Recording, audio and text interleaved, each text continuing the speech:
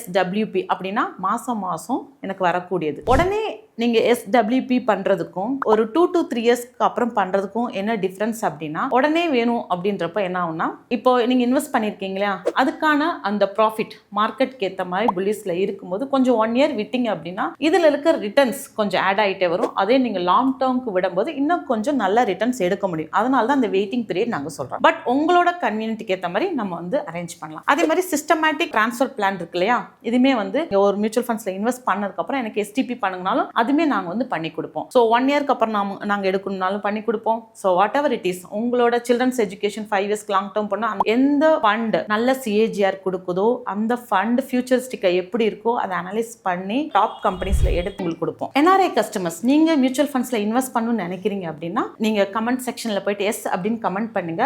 இல்ல ஏதாவது டவுட்ஸ் இருக்கு அப்படின்னா நீங்க கேளுங்க, நாங்க டவுட்ஸ் வந்து கிளாரிஃபை பண்றோம். தேங்க்யூ.